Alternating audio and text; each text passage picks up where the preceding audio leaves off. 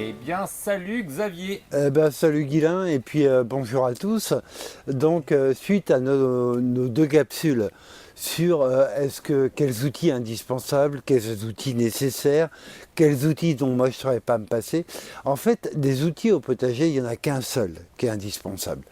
Si vous devez en avoir qu'un, c'est celui-là. C'est la houe. Alors ça, c'est une houe un petit peu ancienne. On va en trouver des beaucoup plus modernes, récentes, dans les magasins spécialisés, un petit peu plus larges en général. Moi, j'aime bien qu'elle soit relativement étroite. Pourquoi la houe, c'est indispensable et unique? En fait, parce que vous faites tout avec. Vous pouvez vraiment ameublir le sol, vous pouvez biner, vous pouvez buter, vous pouvez sarcler, etc.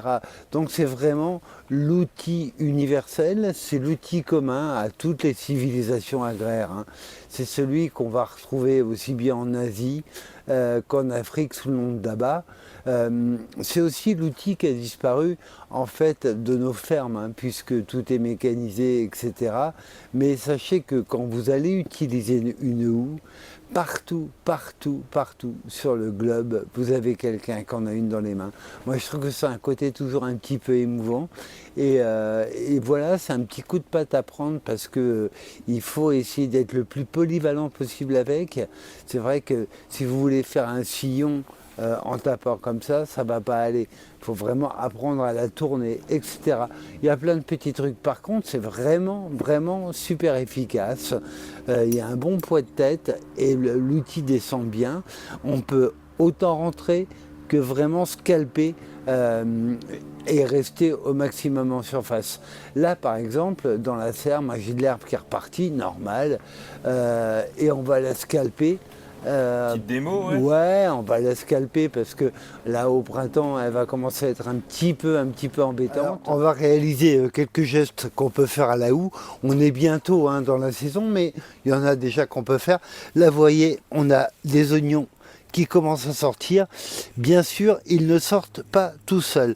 Alors quand je dis qu'avec la houe, on peut parfaitement sarcler, vous voyez, il suffit de pas rentrer dedans, comme ça. Et vous faites un super boulot. Et puis on peut modifier la largeur en inclinant. Ah bah c'est juste un jeu sur l'inclinaison. Après, si j'ai la place, je peux passer à plat. C'est vraiment un coup de patte à prendre et assez vite on l'a, hein, en fait. Après on peut se montrer plus brutal et faire un vrai scalpage. Ici on va remonter des couches, le sol va se retrouver couvert, mais j'aime bien quand même commencer par enlever un petit peu toute l'herbe qui redémarre. Donc vous voyez là on est hop, beaucoup plus sec, hein, dans le geste, vraiment là où elle est à plat. Et hop, on enlève tout ce petit monde vivace qui serait prêt à nous faire un peu quelques misères en cours de saison. Vous voyez, donc super efficace. En la tenant cette fois pas mal à plat. J'ai pas à faire attention aux cultures en place. Alors en préparation du sol, pareil, on peut être plus brutal, plus creux. Donc vous voyez là j'ai apporté des amendements au-dessus de cette planche. Et voilà, il va falloir l'ameublir. Donc pour l'ameublir, on y va, hein. Hop, voilà. Et donc là, l'outil, il rentre beaucoup plus profondément. Hop, et on y va, et on y va, et on y va. Admettons que je veuille ouvrir un sillon, avec cet outil-là, avec la houe, je peux. Là, cette fois, je vais travailler avec un angle seulement. Toujours pareil, ramener la terre toujours du même côté.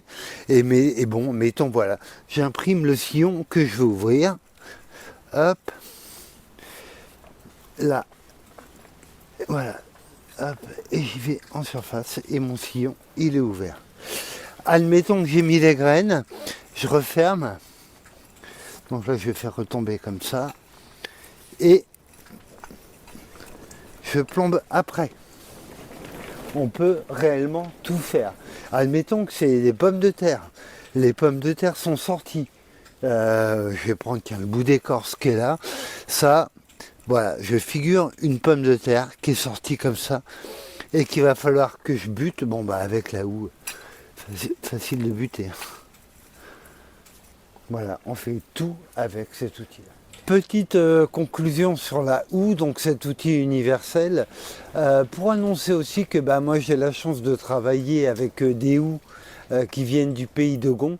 On va vous faire une capsule spéciale sur ces dabas, ces houes qu'on trouve en Afrique, qui sont vraiment très très belles et super plaisantes d'usage en fait, tout simplement. Merci Xavier, à très bientôt. À bientôt.